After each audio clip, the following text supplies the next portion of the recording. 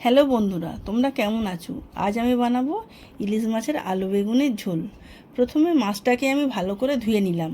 ধুয়ে নিয়ে একটা পাত্রের মধ্যে নিয়ে পরিমাণ মতো লবণ দিলাম, 1 চামচ হলুদ গুঁড়ো দিলাম, দিয়ে ভালো করে আমি মাখিয়ে নিলাম।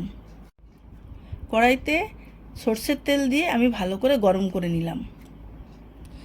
তেলটা গরম হয়ে গেলে মাছগুলো আমি একটা একটা করে দিয়ে ভালো করে ভেজে নেব।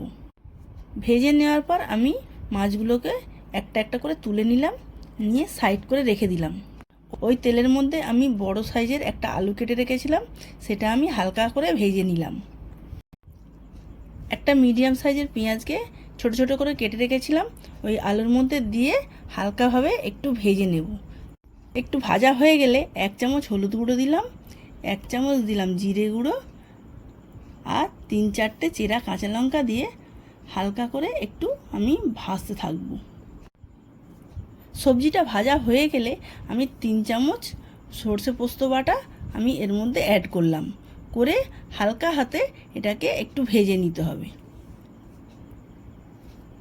ভেজে নেওয়ার পর আমি একটা মিডিয়াম সাইজের বেগুন কেটে রেখেছিলাম, সেই বেগুনটা আমি ওর মধ্যে দিয়ে দিলাম, দিয়ে সামান্য একটু জল দিয়ে এটাকে আমি কষাতে থাকব। 2-3 মিনিট কষানোর পর আমি এর মধ্যে দিলাম সামান্য পরিমাণ লবণ, দিয়ে কষতে থাকলাম। কষানোর পরে আমি পরিমাণ মতন এর মধ্যে জল দিয়ে দিলাম।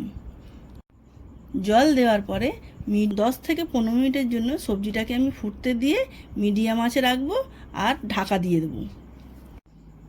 সবজিটা ফুটে আসলে আমি মাছগুলো দিয়ে একটু হালকা হাতে নাড়াচাড়া করে দেবো।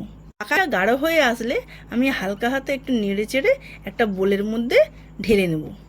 আমার ইলিশ মাছের আলু বেগুনের ঝোল তৈরি। বন্ধুরা সবাই ভালো থাকবেন, লাইক শেয়ার কমেন্ট করবেন। রেসিপিটা ভালো লাগলে অবশ্যই সাবস্ক্রাইব করবেন। নমস্কার।